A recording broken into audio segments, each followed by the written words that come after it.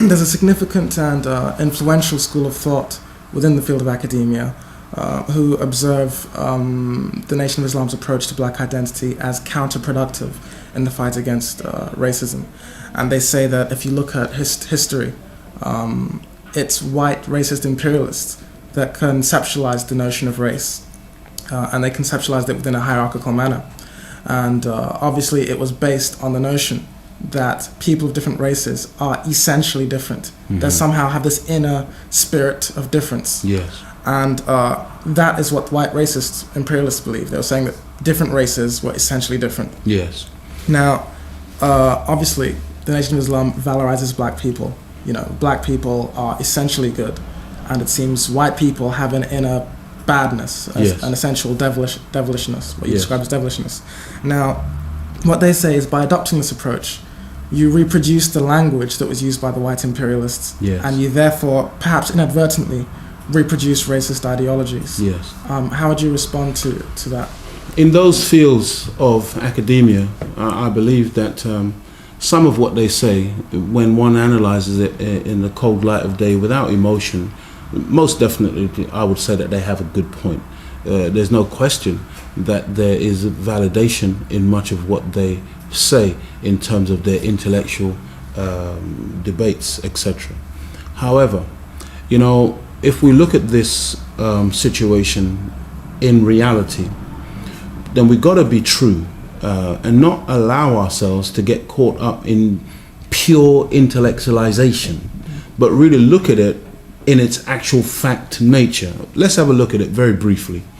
You see, brother, you and I, as black people, we were in the eastern part of this earth, in the southern part of this earth, Africa, the Middle East, and these places, essentially building civilizations for many, many hundreds and thousands of years. We can go back to Songhai, Timbuktu, Egypt, and so many wonderful civilizations which many great anthropologists and historians have gone back and found traces of, and are still very perplexed by the complexity and the level of sophistication of many of these past civilizations that existed. Okay, that's a given. If we come forward now into Europe and look at just 4,000 years ago, we will understand that according to European history, Europeans were on their all fours in the caves and hillsides of Europe, really grunting 4,000 years ago, when 6,000 years ago we were in Egypt. Our civilizations were in a decline, but we were yet wearing silk and had underfloor heating and many other things that we were doing in terms of high mathematics, etc., etc. Okay, now what I'm demonstrating to you here is that here you have two peoples developing on different, completely different lines. And this is something that if we study it in history, we will see very clearly that this is a reality. Not one of the major religions comes from Europe. All of them emanate from the East. All of the sciences, if you look at Europe before its Renaissance, when they were in the Dark Ages, it was Muslims that came up as far as Spain and borders here in Europe and taught civilization, which they then called a renaissance, a renewal of civilization within the framework of European lifestyles and thinking. Okay, so now what you have is a situation where we know, based on documented evidence, in 1555 John Hawkins left this nation, England, commissioned by the then Queen of England, and went into Africa and took black people out in chains. They took us out en masse. People argue over the numbers. In the circles that I move in, we talk about in excess of 100 million black people being taken out of Africa. I've heard other figures banding around 10 million and even 1 million. But whatever figure we look at, whether be it 1 million or 100 million, we know as an actual fact that that is a reality that took place to black people. Now, in that process of bringing us into slavery, we were totally and utterly dehumanized. I say again, lost our name, language, culture, all of these things. Now, these things, brother, they weren't done to us on the basis that these people saw us as equal members of humanity. They used to have intellectual debates in places like North America and England as to how close the black man was to the primates, whether we were actually human beings or not. And they went so far in America as to classify the black people as 3/5 of a human being. Not a full human being, but 3/5 of a human being. So these are realities that we come to now. Now, when Caucasian people in past times and present day, because just the other day there was an individual who wrote the book, the famous thesis about the bell curve, and he was over here recently sitting on a platform with Jack Straw, and his argument is that black people are inherently inferior to Caucasians. So we're very familiar with those types of arguments that all came from white people. Whenever Europeans have come into the Caribbean, into Africa, into places where you find the darker peoples of the earth, you can never find anywhere in the history where we classified them as inferior or we intellectualized about them being different and less than us. We accepted them with open arms as equals. The place where you find this dichotomy, this notion of race now, is among European people. And when you talk about these intellectual theories, I want you to appreciate that these things emanate from the European psyche. Okay, now they said that we were different and we were inferior because we were black and our brains are smaller, our brains weighed less, etc., etc., whatever. Okay, you see, brother, black people were taught that we are inherently inferior. The word black was not something positive, but something very, very negative. Black was associated with a black day, Black Monday. Even to this day, it's all throughout the language. Everything black was bad, everything white was good.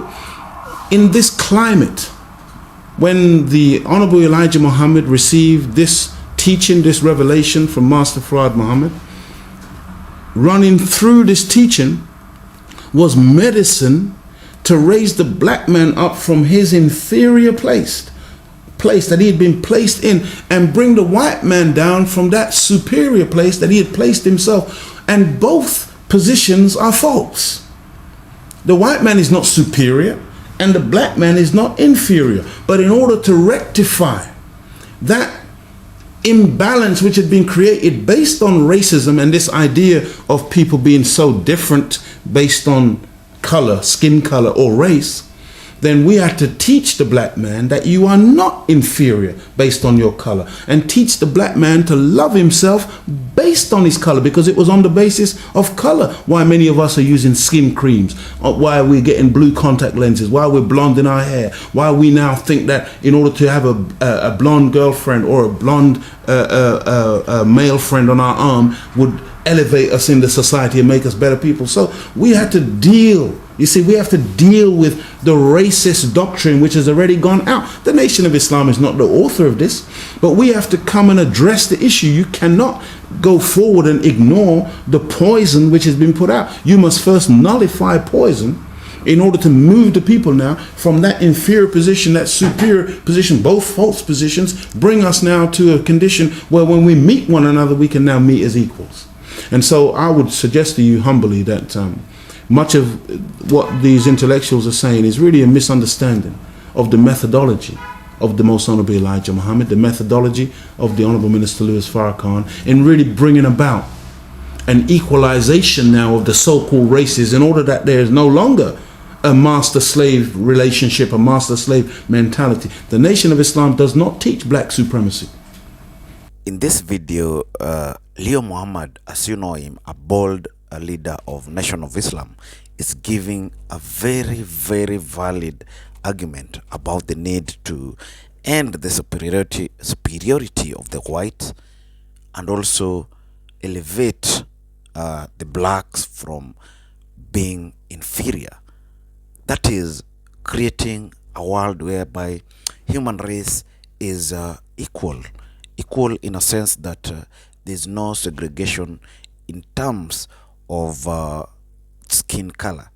He insists on ending this vice of racism and creating an environment that is much favorable, and where Africans who have faced the wrath of of slavery and the wrath of racial segregation in the hands of the white man, to feel that they are also uh, uh, valid or human beings who are vital in the sense of creating wellness in this society. So his campaigns has always been centered around or centered on this idea of building a united front, a united human race, whereby there is no black or white. That is the message that Leo Farrakhan always carries along whenever he speaks about these issues that has robbed Africans and the blacks at large their identity in this planet Earth. So if you're watching us, I want you to share your thought on this issue, because the issue of racism is something that we have to talk about now and then, because it has never ended. It's still alive with us. It is still something that is pricking deep into our flesh as blacks, and we have to always educate ourselves on the need to end this practice. Also, do not forget to like and share. And if you're watching us for the first time, I beg you to make a subscription to this our channel. Thank you, and may God bless you.